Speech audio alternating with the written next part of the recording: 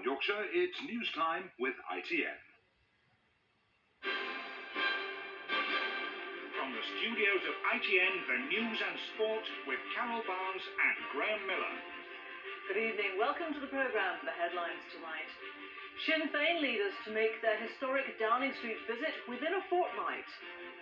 Why the government wants you to start saving at the supermarket checkout. And in sport, England prove a pushover against the world champions at Twickenham. The government came under fierce attack today after revealing that the Sinn Féin leader, Gerry Adams, will be welcomed into Downing Street within a fortnight. The historic meeting with Tony Blair will take place on December the 11th. Ulster Unionists said it was an insult. Tories said it was premature. Here's our political correspondent, Hugh Pym.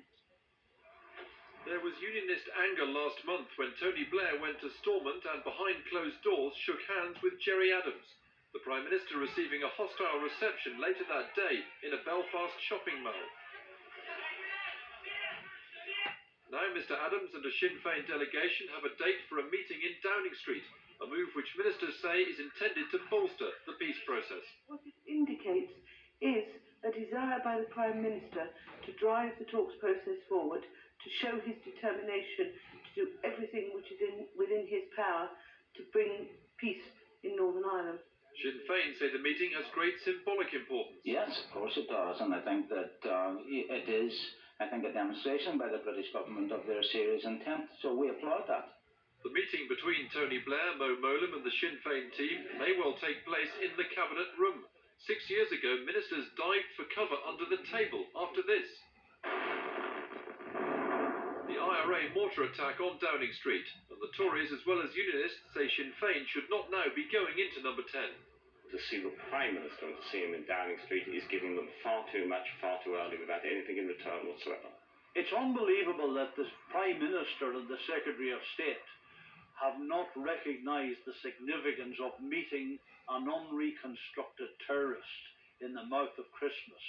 The Prime Minister's spokesman says the Sinn Féin leader will be treated the same as other Northern Ireland politicians who've had meetings here. But the sight of Mr Adams going through the door of number 10 and then afterwards addressing the world's media right here will have a dramatic impact on the peace process. Hugh Pym, ITN, Downing Street.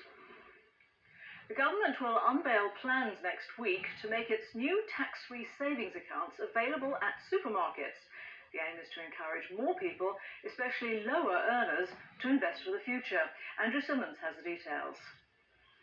The supermarket checkout is set to enter a new savings bonanza. This time, nothing to do with spending, but tax-free investment. The major stores are involved in a government plan for a small savings revolution. Individual easy access accounts for everyone. Chancellor Gordon Brown is aiming the idea at the lower paid, as a more popular form of investment than Tessers or Peps. Just as people use the supermarkets to get cash back with their cards, the idea is for the checkout to be used to put money into tax-free saving accounts. And the new savings accounts will allow for flexible payments with no waiting periods for tax breaks and a higher tax-free savings limit expected to be beyond £10,000. The idea has been well received by Labour backbenchers. I think it'll be a real revolution. It's a first for Britain and it's a first for Europe, and it will reintroduce a savings culture which is long overdue in this country. Shoppers were also upbeat today. Better than spending on the lottery, isn't it? So, Catch, it must be a good idea. I think it might be a good idea if one earned enough money to pay for groceries and save something. The scheme will be set out in a government consultation paper next Tuesday. Saving as you shop could be available by 1999. Andrew Simmons, ITN. Foreign Office admitted tonight that the missing body of a British woman killed in the Luxor massacre could be in any one of 4 continents. The search for the remains of Karina Turner, who was killed along with her daughter and mother, has been extended to Bulgaria, Japan, Colombia and Egypt. One of the British nurses in prison in Saudi Arabia is to marry her long-term boyfriend in a ceremony tomorrow at a nearby police station. Lucille McLaughlin still has 7 years to serve after being convicted of being an accessory to murder. Neil Connery reports. After nearly a year in a Saudi jail on a murder charge, Lucille McLaughlin is tonight preparing to marry in a police station near Dammam Central Prison. The 32-year-old nurse will wed her fiancé, Grant Ferry, seen here last month. He flew out to Dhahran last night after being granted special permission for the wedding. McLaughlin is facing a 7-year sentence after being found guilty of being an accomplice in the murder of Australian colleague Yvonne Guilford. There was no comment from her parents at their Dundee home, but they're said to be delighted the Saudi authorities are allowing the ceremony to go ahead. The couple have been an item for about 5 years, that Grant has visited her several times this year in prison, and that indeed he took out an engagement ring, I understand, earlier this year. And they were to have been wed in any event earlier this year. I understand that there was a possibility of a wedding out in the Middle East for earlier on this year. Frank Guilford, the brother of the murdered nurse who waived his right to demand the death penalty for Deborah Parry, the other nurse charged, wouldn't comment on the wedding. But his wife Laurel told ITN he wants to move on with his life away from events in Saudi Arabia. Neil Connery, ITN. More than 40 Palestinians and 4 Israeli soldiers have been injured during clashes in Bethlehem. Demonstrators, angry at the imprisonment of a Palestinian militant, began hurling stones.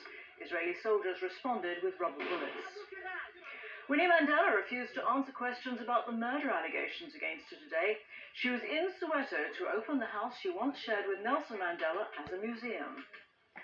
And United Nations weapons inspectors visited more sites in Iraq today, where the situation remains tense. One official newspaper has accused a senior member of the UN team of being an American spy. Firefighters in Australia are warning it could take weeks to extinguish more than 150 bushfires which are raging out of control. They're now working flat out to prevent the fires reaching Sydney. Ben Ando reports. The flames of southwest Australia's burning bush continue to defy the firefighters as they have all week. Fanned by high winds, they've spread across 3 states and 60,000 acres and are still moving fast. In their wake, ghostly forests of petrified remains and charred ashes. The first fires were caused by thunderstorms, but the authorities believe many of the recent outbreaks are arson. Memories are still vivid here of the fatal bushfires which reached Sydney 3 years ago. The high temperatures predicted from Sunday, combined with high winds, might produce a situation like 1994. Since those fires, the local government here has spent millions on high-tech firefighting equipment. They're using all of it to prevent the fires reaching Sydney again. Ben Ando, ITN. Now today's sports news and the details. Here's Graham Miller. In rugby union, both England and Wales were in action against Southern Hemisphere opposition this afternoon, and both lost heavily. England were beaten by the world champion South Africa at Twickenham. Wales went down to New Zealand at Wembley. Peter Staunton reports.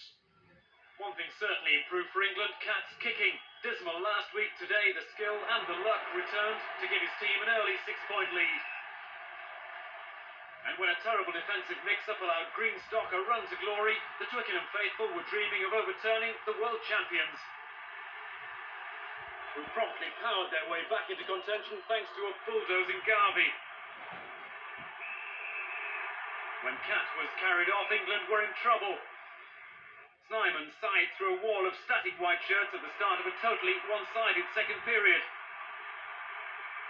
England were in shock for the rest of the game as the Springboks ran up 29 points, the highest total ever conceded in a home international.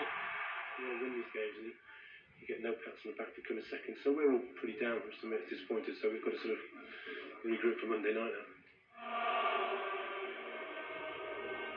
Wembley, at least the crowd was on song, but Welsh hopes of even holding the All Blacks to a respectable total were in tatters from the start. Randall began the onslaught. And before long, Christian Cullen was on his way to a hat-trick of tries. A trip forward from American football kept the points total ticking over in the second half. But as Wales went on their way to a record home defeat as well, there was one moment to savour. Walker dipping under the defence for a score which clearly annoyed the All Blacks. Peter Staunton, ITN Sport.